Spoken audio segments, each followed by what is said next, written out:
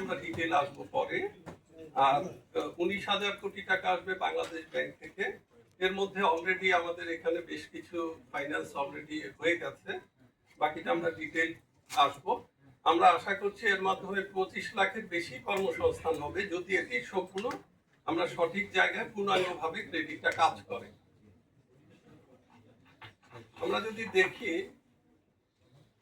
যে এর একটা প্রেক্ষাপট আছে, তো আমাদের জিডিপি গ্রোথ গত 3 বছর যদি আপনারা দেখেন, আমাদের 5.8 ছিল, তারপর 4.2, এখন এটা নেমে গেছে আমাদের 3.7 এস্টিমেট করা হচ্ছে।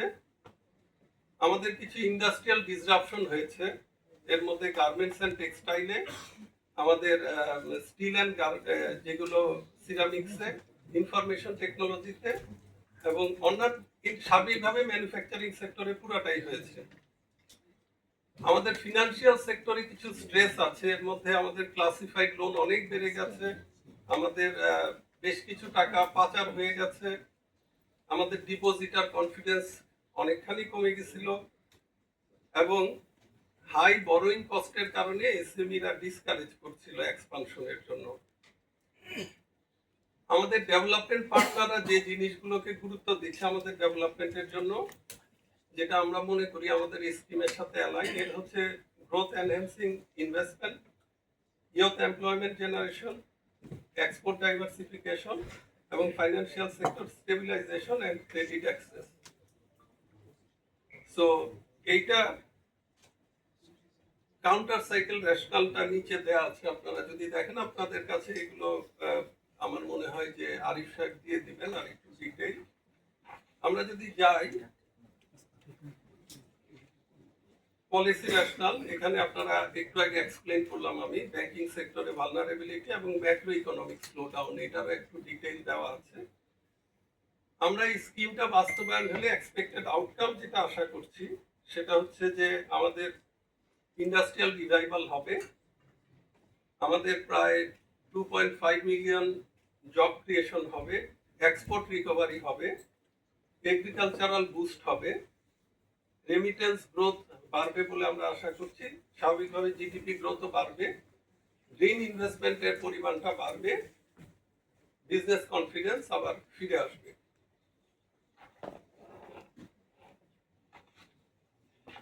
এখানকার ফান্ড স্ট্রাকচারের মধ্যে যেটা আছে 41,000 কোটি টাকা, যেটা এর মধ্যে ক্লোজ ইন্ডাস্ট্রি এন্ড সার্ভিস সেক্টরে আমরা 20,000 কোটি টাকা রিফাইন্যান্স করব, সিএম এসএমই যে সেক্টরে সেখানে 5,000 কোটি টাকা, এগ্রিকালচারাল এন্ড রুরাল অ্যাক্টিভিটিসে 10,000 কোটি টাকা, এক্সপোর্ট ডাইভার্সিফিকেশনে 3,000 কোটি টাকা, নর্থ বেঙ্গল এগ্রিকালচারাল হাবে 3,000 কোটি টাকা। বাংলাদেশ ব্যাংক এই 19,000 কোটি টাকা যেটা চিন্তা করছে, যেটা আসলে বাংলাদেশ গভর্নমেন্টের গ্যারান্টির এগেইনস্টে আমরা দিয়ে থাকি, এর মধ্যে অনেকগুলো অলরেডি দেয়া হয়ে গেছে, যেমন প্রি শিপমেন্ট ক্রেডিট রিফাইন্যান্সিং এটা চলছে 5,000 কোটি টাকা, কটেজ এন্ড মাইক্রো এন্টারপ্রেনিয়রশিপের জন্য আমরা দিব, এন্টারপ্রেনিয়রদের জন্য দিব 5,000 কোটি টাকা, লেদার গুডস এন্ড শুজ বা লেদার গুডস প্রোডাক্টস এর ক্ষেত্রে আমরা 2,000 কোটি টাকা, আনএমপ্লয়েড ইয়ুথদের এমপ্লয়মেন্টের জন্য 1,000 কোটি টাকা, রুরাল ইকোনমিক অ্যাক্টিভিটিস এর জন্য 1,000 কোটি টাকা, ফ্রোজেন শিপ এন্ড ফিশ এক্সপোর্টের জন্য 2,000 কোটি টাকা, গ্রিন ইকো ফ্রেন্ডলি ফান্ড সেখানে থাকবে 1,000 কোটি টাকা, ওভারসিজ এমপ্লয়মেন্টের জন্য 1,000 কোটি টাকা, স্টার্টআপে আমাদের 500 কোটি টাকা আছে আপনারা জানেন। এবার একটা নতুন একটা এরিয়াতে আমরা কাজ করছি, ক্রিয়েটিভ ইকোনমি, সেখানে আমরা 500 কোটি টাকা দিব, যেটা আসলে আমাদের সিএসআর ফান্ড থেকে আসবে, এটা ওয়ান টাইম দিয়ে দেওয়া হবে, এটা আসলে ক্রেডিট না, এটা সরাসরি দিয়ে দেওয়া হবে। কি ফাইন্যান্সিং স্কিমে আমরা যদি দেখি যে মেজর যে স্কিমগুলো আছে, এর মধ্যে প্রথমটা হচ্ছে close industry and service sector, এখানে 20,000 কোটি টাকা, এখানে মূলত raw material, wages, utility bills, export orders এর এগেইনস্টে এক্সপোর্ট ওভারহেড আমরা ফাইন্যান্স করব। সিএমএসএমই সেক্টরে 5,000 কোটি টাকা, এখানেও raw material, labour wages, export fulfilment and production overheads আমরা দিব। এগ্রিকালচারাল এন্ড রুরাল অ্যাক্টিভিটিসে 10,000 কোটি টাকা, এখানেও একই ধরনের খাতে দেওয়া হবে। এক্সপোর্ট ডাইভার্সিফিকেশনে 3,000 কোটি টাকা এবং নর্থ বেঙ্গল এগ্রিকালচারাল হাব, যেটা আমরা চাচ্ছি নর্থ বেঙ্গল হবে বাংলাদেশের এগ্রিকালচারাল হাব, তার জন্য আমরা দিব 3,000 কোটি টাকা।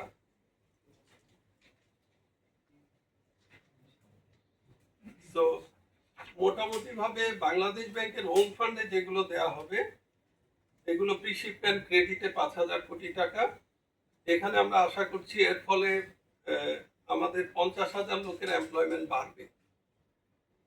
কটেজ অ্যান্ড ম্যাক্রো এন্টারপ্রেনিয়ারশিপে 5,000 টাকা আপনাদের কাছে এই প্রেজেন্টেশনটা দিয়ে দেওয়া হবে, ওইখানে আছে এমপ্লয়মেন্ট কোন সেক্টরে আমরা কি আশা করছি। ওভারসিজ এমপ্লয়মেন্টে আমরা আশা করছি 1,000 কোটি টাকায় আমাদের প্রায় 1 লাখ লোকের কর্মসংস্থান আমরা করতে পারবো। আনএমপ্লয়েড ইয়ুথদের জন্য আমরা দিব 1,000 কোটি টাকা, এখানে আমরা আশা করছি প্রায় 50,000 লোকের 50,000 যুবকের কর্মসংস্থান হবে। এটা দেওয়া হবে কর্মসংস্থান ব্যাংকের মাধ্যমে। এখানে এই জিনিসগুলো আপনাদের জন্য দেয়া আছে, দেখবেন। রুরাল ইকোনমিক অ্যাক্টিভিটিজের জন্য 1,000 কোটি টাকা, এটা আমরা দিব আনসার ভিডিপি ব্যাংকের মাধ্যমে। আপনারা জানেন যে আনসারের প্রায় 11 লাখের মতো নিয়মিত সদস্য এবং ভিডিপি আছে প্রায় 52 লাখের মতো। এরা কিন্তু পেইড না, কিন্তু এরা সবাই নেটওয়ার্কে আছে, তাদের জন্য ক্রেডিট দেওয়া হবে। তারা সাধারণত কৃষি বা এই ধরনের প্রজেক্টে লোন নিয়ে থাকে। ইকো ফ্রেন্ডলি প্রোডাক্টে আমরা দিব 1,000 কোটি টাকা। ক্রিয়েটিভ ইকোনমিতে 500 কোটি টাকা, স্টার্ট আপ ফাইন্যান্সিং এ 500 কোটি টাকা। স্টার্ট আপে আরেকটু বলা দরকার, ইতিমধ্যে আপনারা জানেন যে আমরা প্রাইভেট ব্যাংকগুলোর ইনিশিয়েটিভ এবং বাংলাদেশ ব্যাংক এইটা ফ্যাসিলিটেট করেছে। স্টার্ট আপ ইনভেস্টমেন্ট নামে একটা কোম্পানি লঞ্চ করা হয়েছে, সেখানে আরো 700 কোটি টাকা এই বছর ইনভেস্টমেন্ট হবে বলে আমরা আশা করছি সেই কোম্পানির মাধ্যমে। ফ্রোজেন শিম্প অ্যান্ড ফিশ এক্সপোর্টে আমরা 2,000 কোটি টাকা দিব, আর লেদার অ্যান্ড লেদার গুডসে দিব আরো 2,000 কোটি টাকা। সো এমপ্লয়মেন্ট জেনারেশন যেটা আমরা আশা করছি যে প্রায় 25 মিলিয়ন আসবে। এটা বিভিন্ন সেক্টরের এগুলো দেওয়া আছে যে কোথেকে আমরা এক্সপেক্ট করছি কি পরিমাণ এমপ্লয়মেন্ট জেনারেট করবে। তো সবশেষে যেটা এক্সপেক্টেড আউটকামস আমরা আশা করছি যে ফ্যাক্টরি রিভাইভাল হবে, অনেক ফ্যাক্টরি রিওপেন ক্লোজ ফ্যাক্টরি খুলবে, সেটা আমরা আশা করছি। এগ্রিকালচারাল বুস্ট হবে, রেমিটেন্স গ্রোথ হবে, গ্রিন ইনভেস্টমেন্ট হবে এবং রুরাল ইকোনমি একটু ভাইব্রেন্ট হবে। আমরা ক্রিয়েটিভ ইকোনমি তৈরি করতে পারবো আশা করছি। জিডিপি গ্রোথ হবে এবং এমপ্লয়মেন্ট হবে।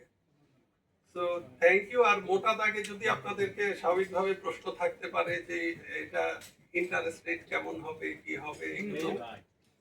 সো ইন্টারেস্ট রেটটা হবে হচ্ছে আমরা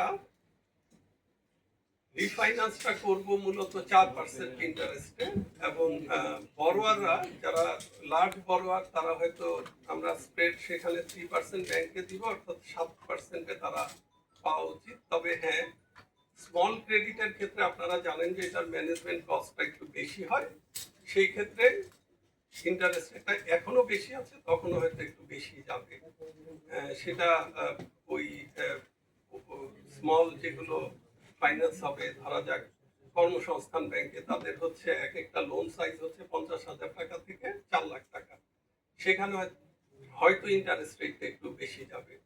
থ্যাংক ইউ সবাইকে। এই আর যদি কোনো